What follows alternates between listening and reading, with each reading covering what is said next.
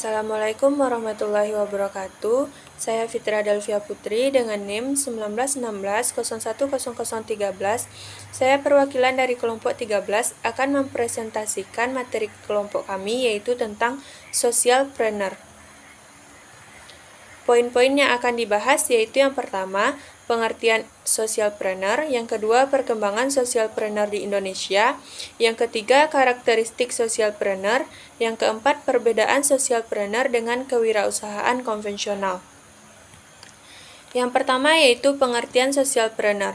Socialpreneur adalah seseorang memiliki jiwa sosial dengan kreativitasnya menciptakan sebuah usaha yang melibatkan orang lain untuk menciptakan suatu produk atau jasa yang dapat menghasilkan manfaat dan kebaikan bagi yang lain dan mengesampingkan keuntungan pribadi. Menurut Gandhi dan Raina, social entrepreneurship secara mencolok terpisah dari berbagai jenis jalur kewirausahaan saat ini karena proporsi nilainya dan kenyataan bahwa ia memberikan uang untuk membuat hati dan tujuan sosial yang mulia. Kemudian pengertian socialpreneur menurut beberapa ahli. Yang pertama menurut Hogarth, socialpreneurship secara lebih komprehensif yaitu sebagai penciptaan nilai sosial yang dibentuk dengan cara bekerja sama dengan orang lain atau organisasi masyarakat yang terlibat dalam suatu inovasi sosial yang biasanya menyiratkan suatu kegiatan ekonomi. Sedangkan menurut Santosa, social entrepreneur adalah agen perubahan atau change agent yang mampu untuk melaksanakan cita-cita, mengubah dan memperbaiki nilai-nilai sosial, dan menjadi penemu berbagai peluang untuk melakukan perbaikan. Kemudian perkembangan socialpreneur di Indonesia. Dalam sejarah Indonesia tercatat bahwa banyak organisasi pemuda atau serikat yang merupakan cikal bakal socialpreneur modern saat ini. Di antaranya Serikat Dagang Islam, Sekolah Kartini, Taman Siswa, Muhammadiyah, dan Nahdlatul Ulama. Organisasi-organisasi kala itu dibentuk untuk membantu masyarakat pribumi yang sangat kurang dalam segi pendidikan. Dengan dibentuknya organisasi tersebut di masa penjajahan, diharapkan masyarakat biasa yang bukan bangsawan dapat memiliki kesempatan mengenal pendidikan untuk dapat menjalankan usahanya, pun para penggagasnya harus membutuhkan dana yang tidak sedikit. Selanjutnya, kegiatan sosial ini pun berkembang di Indonesia seiring dengan perkembangan zaman dan perkembangan tingkat pendidikan masyarakatnya.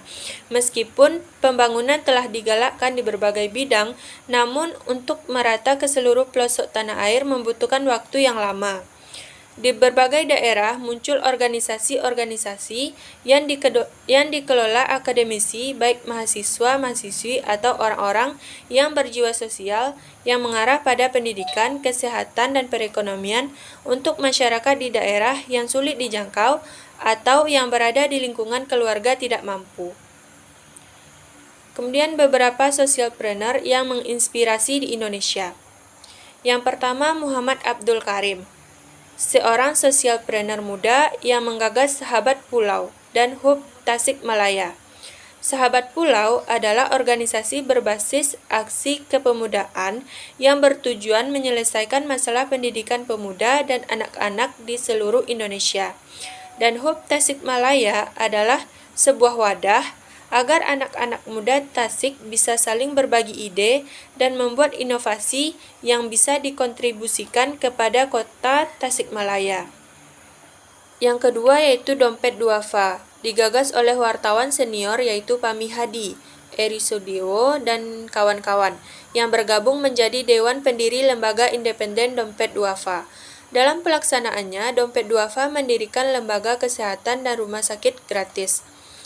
Yang ketiga yaitu Roni Poluan, founder dari Jakarta Hidden City Tour, di mana ide yang dimilikinya di luar dari bayangan yang ada dibayangkan selama ini tentang wisata kota. Selama ini kota yang dikunjungi adalah kota yang memiliki keindahan alam dan tempat hiburan yang mewah.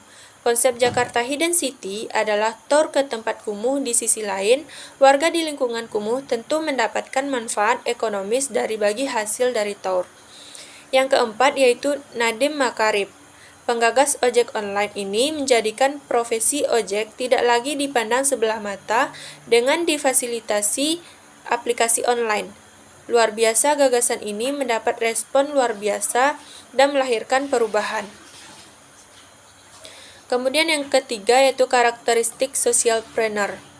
Yang pertama, fokus pada misi sosial. Socialpreneurship harus fokus pada visi dan misi sosial yang telah mereka pilih sejak awal. Sebagai contoh, socialpreneur bisa memilih untuk fokus pada isu pendidikan di desa terpencil. Maka, segala usaha yang dilakukan bisnis sosial tersebut harus mengacu pada pemenuhan hak pendidikan di desa terpencil.